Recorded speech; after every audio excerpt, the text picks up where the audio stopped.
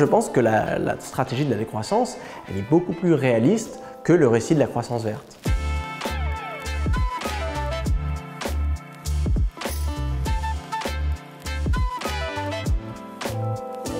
Moi, je trouve ça assez drôle qu'il y ait des gens qui critiquent la décroissance comme utopie, alors que eux défendent un récit de la croissance verte, justement, où le progrès technologique va nous sauver. Ce qui est un petit peu l'équivalent de sauter d'une falaise sans parachute et espérer qu'avant de toucher le sol, on va s'inventer un parachute, alors qu'aujourd'hui, la décroissance, c'est une approche prudente, de se dire « Ah là là, on n'a peut-être pas encore inventé d'avion vert, et donc aujourd'hui, si on veut faire baisser les émissions de l'aérien, il va falloir faire voler moins d'avions. » C'est réversible. Si dans le futur on invente un avion vert, on peut recommencer à voler, il n'y a pas de souci. Mais la décroissance, elle est prudente de se dire nous allons agir aujourd'hui avec les technologies disponibles. Au contraire, moi je pense que la décroissance peut accélérer l'innovation, mais il faut bien la définir. L'innovation, anthropologiquement, c'est notre capacité à résoudre des problèmes.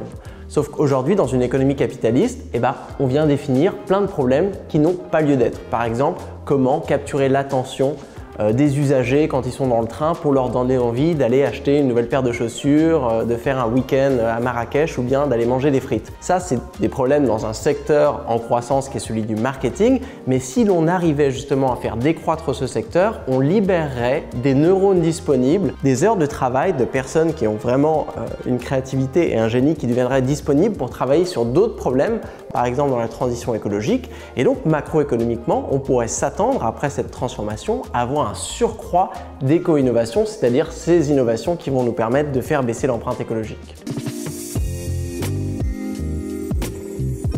La croissance, c'est une très mauvaise solution à la pauvreté dans les pays du Nord parce qu'il n'y a pas de lien complètement mécanique entre le PIB augmente et ça éradique la pauvreté. D'ailleurs, ces dernières décennies, on a vu le PIB augmenter dans un pays comme la France et la pauvreté augmenter en même temps. Donc là, on se rend compte que l'existence de la pauvreté dans des sociétés développées, ce n'est pas un problème de production, de manque de voitures, de routes, de médecins, d'emplois. Non, c'est un problème d'allocation. C'est-à-dire que socialement, en fait, on a un problème de partage. Et donc, si on arrive à résoudre ce problème de partage, on peut imaginer un scénario où on éradique la pauvreté tout en réduisant la taille totale de l'économie parce que justement, on arrive à mieux répartir une quantité plus petite de ressources. Alors c'est paradoxal, ceux qui critiquent la décroissance disent souvent « Ah bah, la décroissance, c'est une éco-dictature ». Alors déjà, comme si la croissance était vraiment l'idéal de la liberté et de la démocratie et dans une économie capitaliste, vraiment les individus, vous pouvez faire ce que vous voulez, on peut chacun avoir 4 Ferrari et travailler 4 heures par jour, ce qui n'est pas du tout vrai. La décroissance, elle a un certain réalisme biophysique de se dire il y a des ressources qui sont limitées et donc il va falloir décider quoi faire avec. Et le mieux, si l'on admet que le but de l'économie, c'est de maintenir la qualité de vie et le bien-être, c'est de décider ensemble pour faire en sorte qu'on ait tous assez pour pouvoir vivre décemment. Certains vont dire que la décroissance est impossible parce que nous sommes fondamentalement égoïstes, nous aimons accumuler, voir vraiment les euros s'entasser sur notre compte en banque et ça, c'est écrit dans notre cerveau, dans nos gènes. Mais ce récit n'a aucune fondation scientifique dans la littérature. On voit bien que ça dépend des contextes.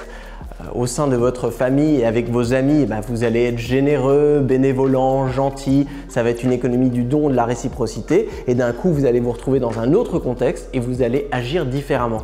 On se rend compte ici qu'il n'y a pas vraiment de nature humaine, c'est plutôt des comportements qui sont sociaux. Et si l'on vient modifier les institutions, le cadre légal de la production et de la consommation, on peut aussi modifier nos propres comportements et rendre des comportements de don et de réciprocité qui sont aujourd'hui impossibles, les rendre possibles dans des cadres au-delà de celui des amis et de la famille.